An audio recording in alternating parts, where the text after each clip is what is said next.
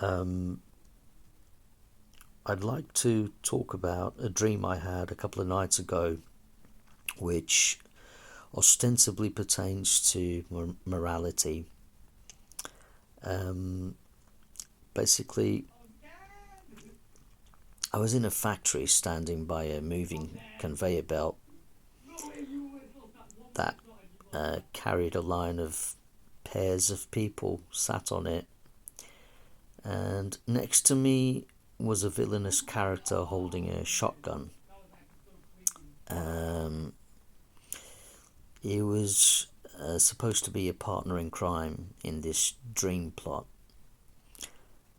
and he kept asking me to decide from the pairs which individuals would be shot.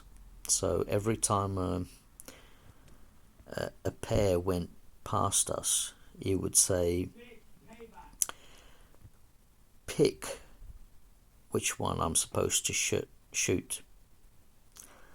And that made me feel very uneasy, very uncomfortable. I was in a moral conundrum, really. And but at the same time, I felt like I had to pretend to be as cruel as he was, as cold and as immoral as he was.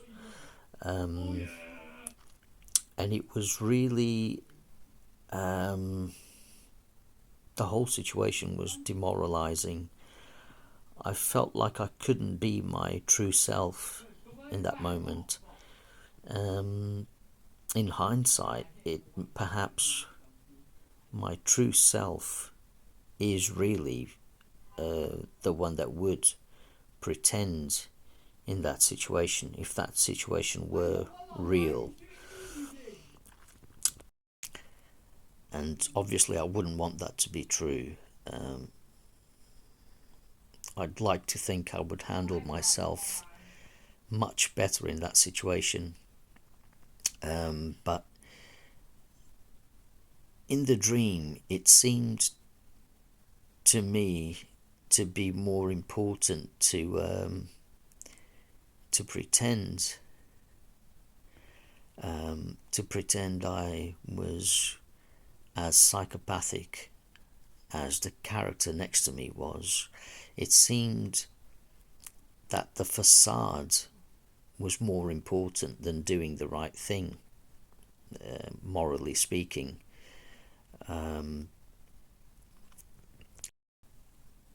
It felt like to care about the people who were about to be shot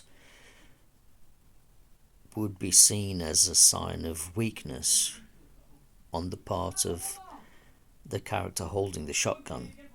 And I didn't want to betray any weakness. I didn't want to be seen as someone who has any empathy for the people on the conveyor belt. So I, whenever I picked someone to be shot, I wouldn't even hesitate. I would pretend I was nonchalant about the situation, that I didn't care. He would ask me, okay, which one shall I shoot? And I would say, go ahead and shoot that one. And obviously I felt terrible about the situation and about doing what I was doing. But it felt like I had no choice, or I was telling myself I had no choice. It's almost like I was taking the easy way out and ignoring the consequences, and also the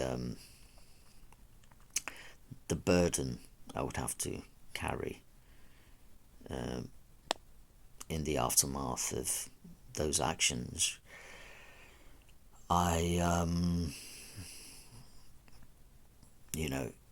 It made me self-reflect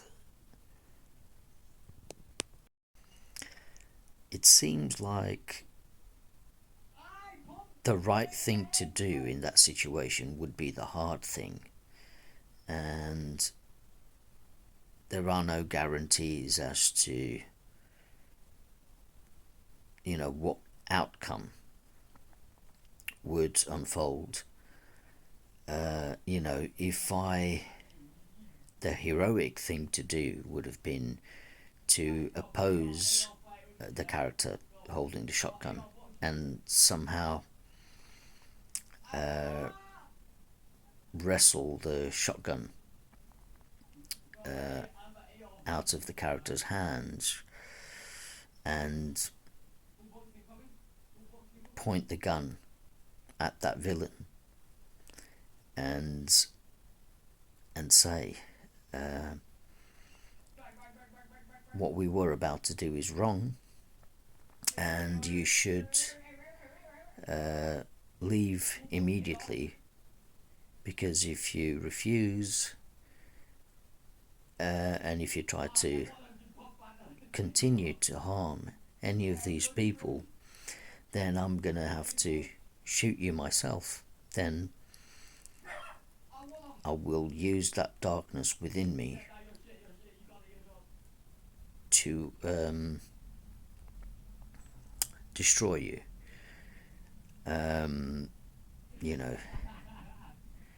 These dreams make me think of, Jungianism, how Carl Jung thought the psyche was constructed, which tends to resonate with me, and the goal of self-integration, he called it individuation, is to be aware of all aspects of yourself, and you're not to repress any of those aspects, even the shadow, which is what's in you that you see in other people that repulses you, those traits that you don't like in other people. They are in you and you tend to repress them. But these traits which are seen as negative should be integrated in your personality, and they should be they are energies, which impulses which should be channeled in positive ways when we go about our lives. So, for example, a darkness within you, when you recognize that you've got it in you to kill other people, instead of letting that impulse take over you whenever you're angry with someone for the smallest thing, instead of immediately killing that person, instead of allowing the shadow to completely take over your personality, you merely acknowledge it, and you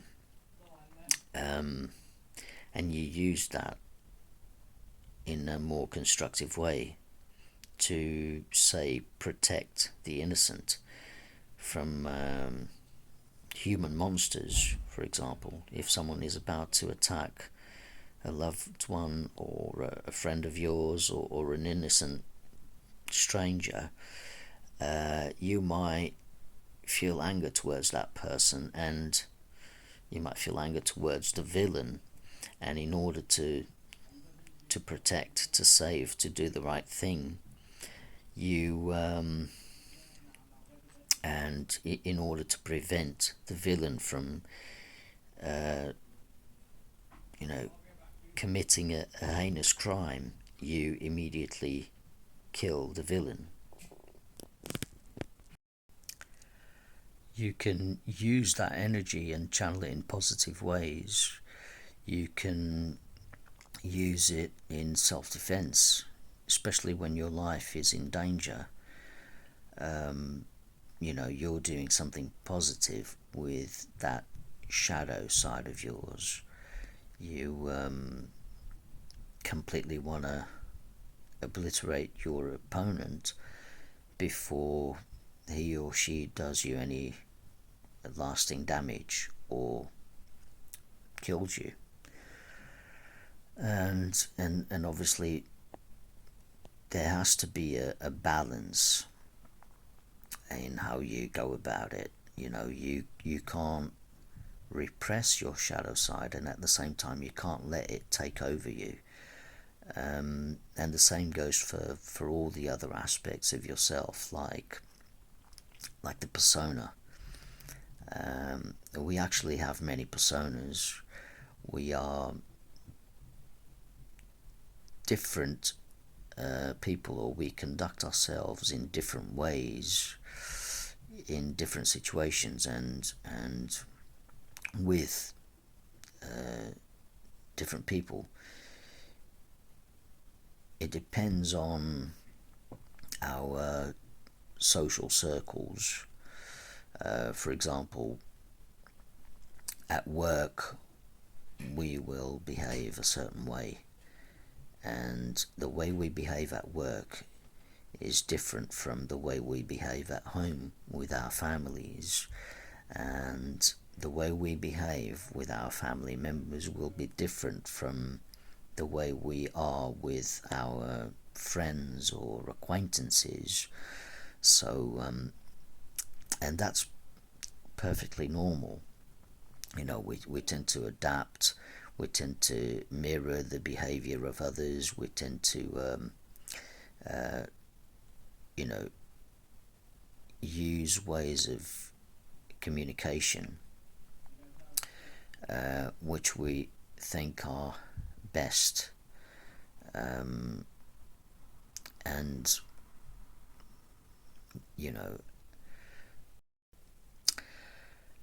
to have personas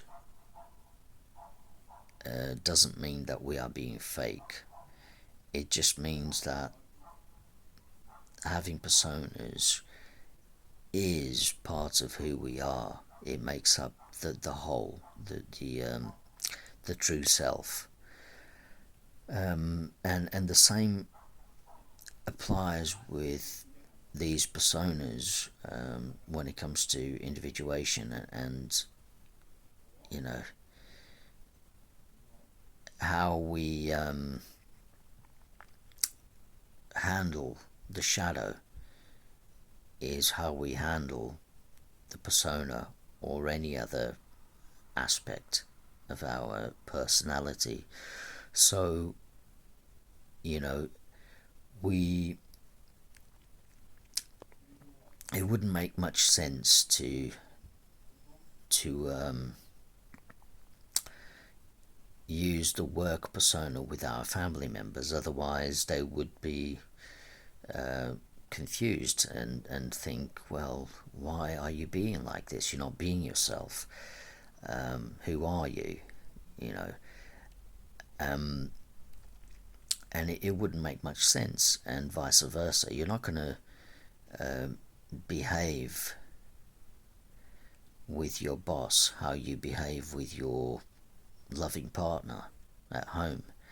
It would be inappropriate. So it's healthy to have these personas and to use them.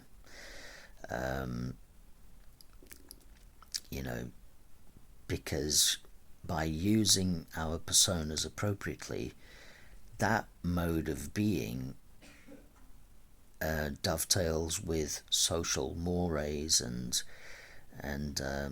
etiquette, and that's the way it should be. So you shouldn't let any one persona take over your entire personality, otherwise that would be perceived as fake, and you would also feel fake. It wouldn't come naturally to you.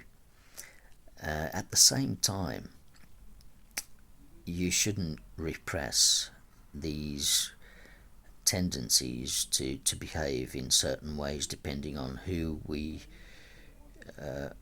depending on who you come across, and the social environment you happen to be in. You to to aim to have no personas, to repress those impulses, would also be very dangerous. Because then, if you think, oh, I'm not going to have any personas, I just want to be true to myself, and you form this delusional idea, of what it means to be true to yourself. So any impulse that you have, that you think, oh, this goes against who I am at home, how I'm behaving at work goes against who I am at home, so therefore I'm being fake. It shouldn't be like this. What am I doing? I should just get rid of all personas and say whatever comes to my head, whatever I think, I should speak straight away, and therefore I'm going to feel like I'm being true to myself. Well, if you did that, you would you wouldn't be able to function in the world, socially speaking.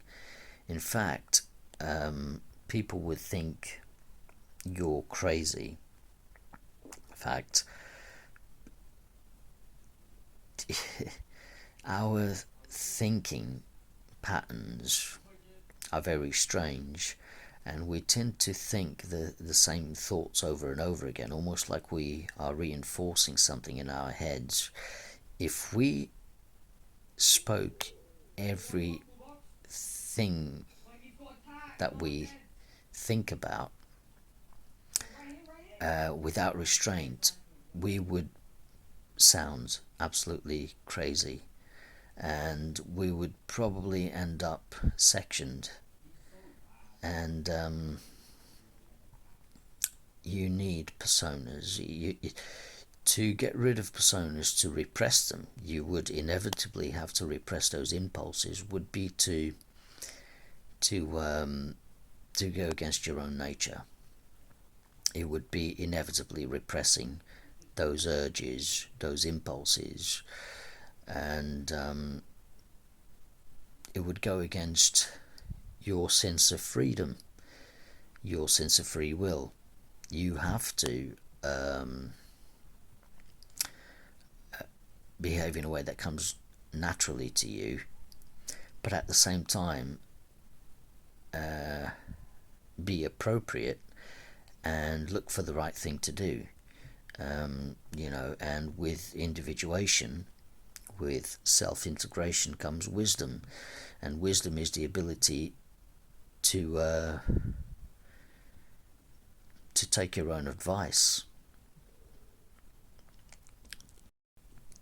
Anyway, the dream made me take a look at myself, and obviously I've never been in the situation that the dream put me in. I've never been forced to choose who lives or dies.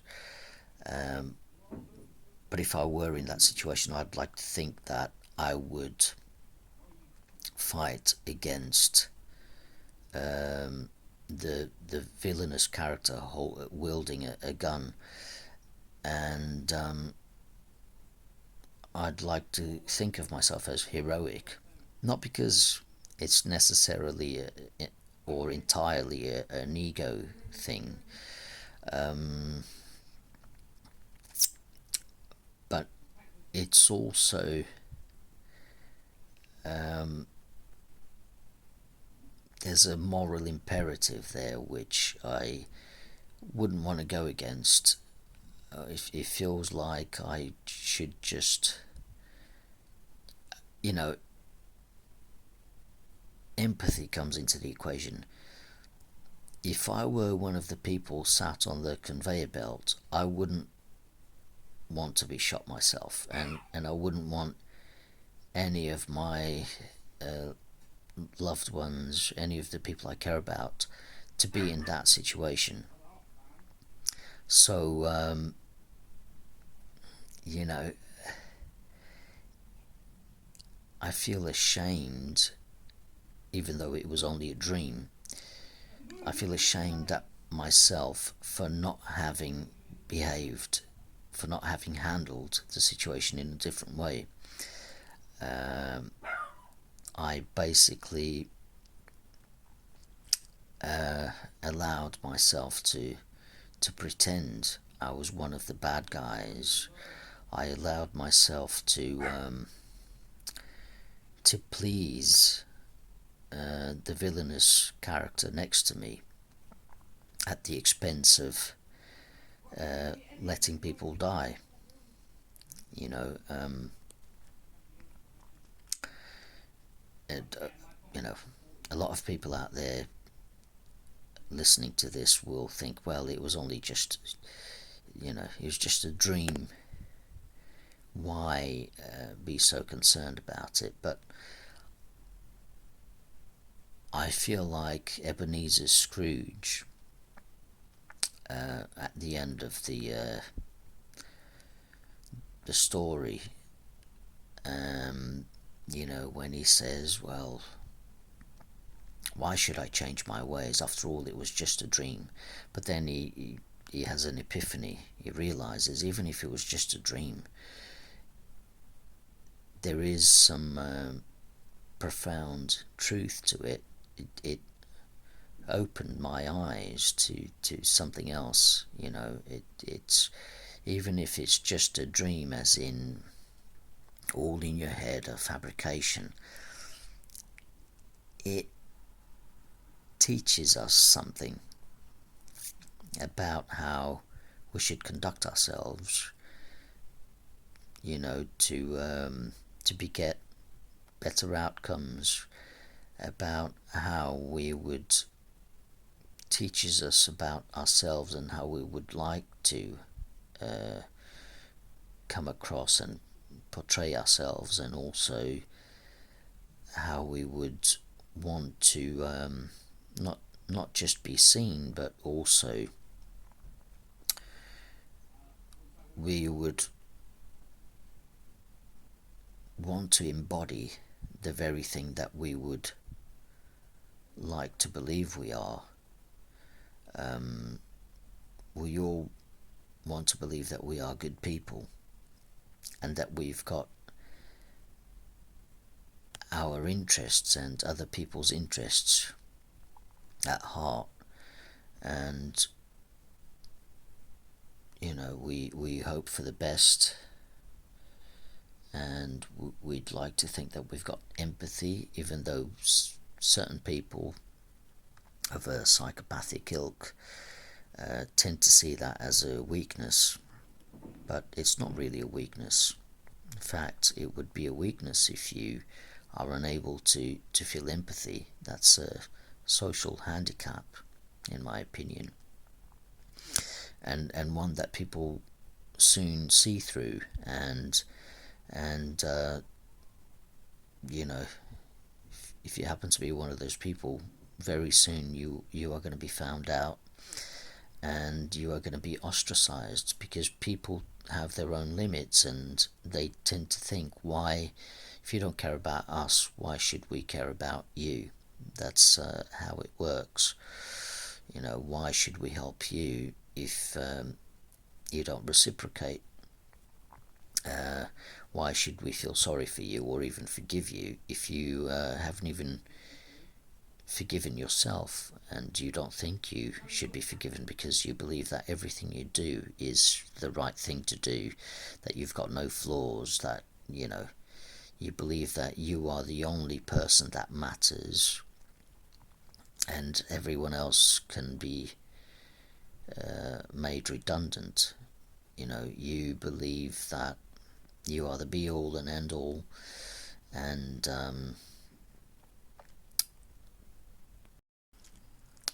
it's not a good way to be in the world. And and they can't help but feel apathetic towards other people and their, plights and what's going on outside their interests. But it really is a terrible way to be in the world. And the thing is, why should we forgive anyone that doesn't think they've done anything wrong? Why should we forgive anyone that doesn't repent? Why should we forgive the remorseless? Why should we, forgive anyone incapable of contrition? So if you genuinely seek forgiveness and you repent for any wrongdoing, then you deserve attention and you deserve to be forgiven. But yeah, we should always take a very good look at ourselves and pay attention to what we do, to how we feel, to what we think. Pay attention to our impulses, and meditation can go a long way in helping with that. And seek self-integration to become more whole, to become wiser, and out of that the best decisions can come to fruition. Hence, Stoicism is a good philosophy. Buddhism also has concepts such as right speech, right action, etc., etc. And I think we should stop and think, and we should do everything we can to not be so impulsive, not be so chaotic, and strive for order and well-being, even if that initially feels difficult to do. We should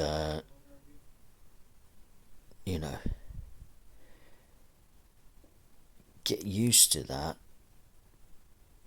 mode of being, and repeat it, and also learn from our mistakes and exercise that way of being in the world, which is a better way, essentially, until it becomes second nature. I think Carl Jung gained an insight into the human mind. He was aware of certain psychical energies. He was also aware of the collective unconscious and the influence of archetypal complexes. There are certain archetypes that we, as human beings, can't help but value. Like there's always an ideal that we try to follow in terms of the roles that we play in our lives. They are not just social constructs. They go very deep, and they have certainly influenced our evolution. Like, we can't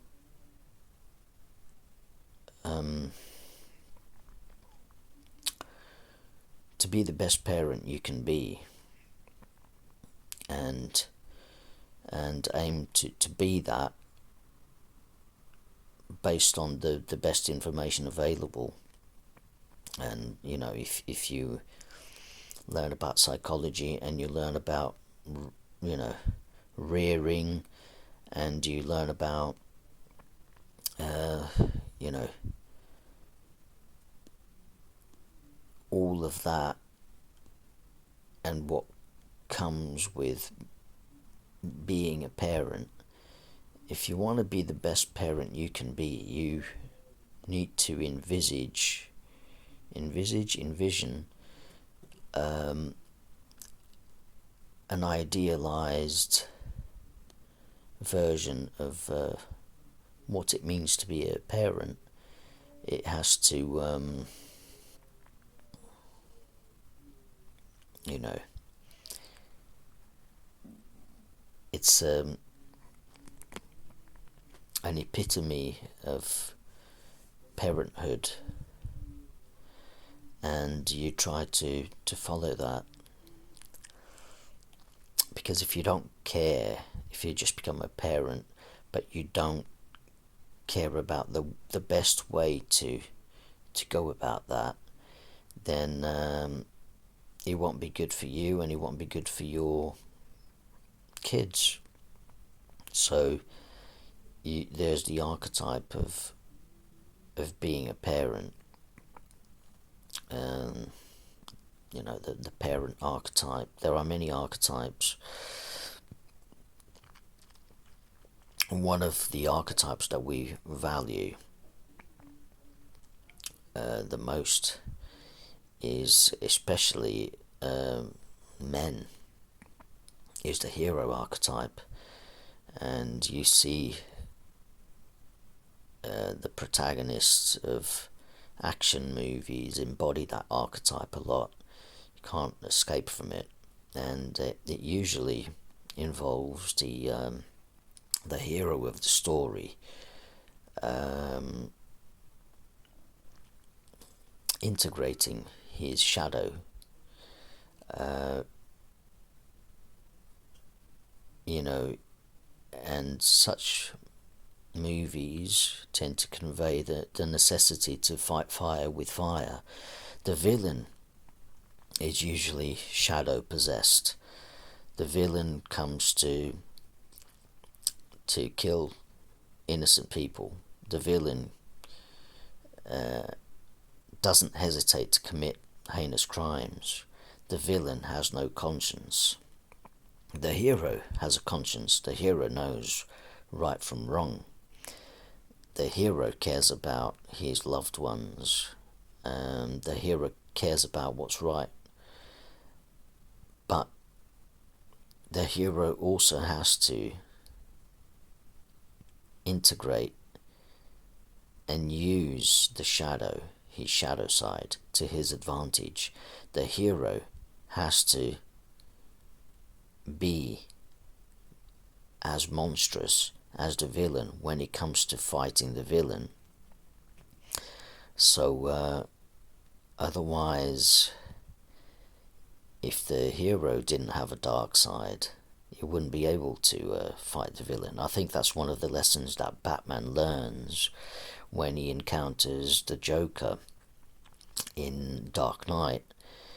And there's that scene when he's on his bat bike and is rushing towards the Joker, and the Joker doesn't move out of the way. The Joker is chaotic. He doesn't care. He's an agent of chaos, and he wants Batman to just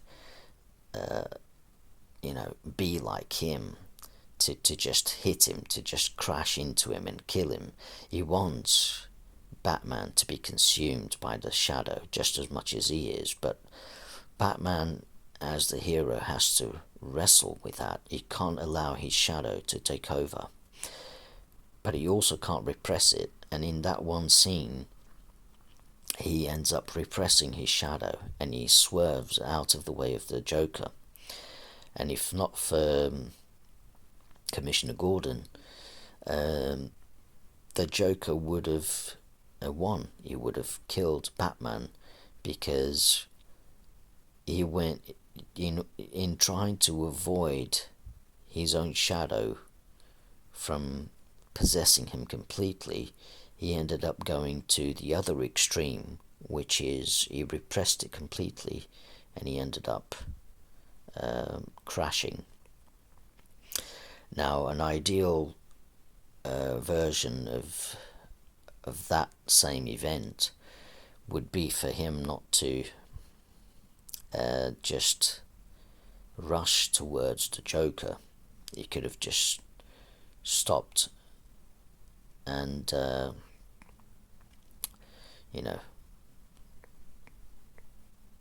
fought him mano a mano.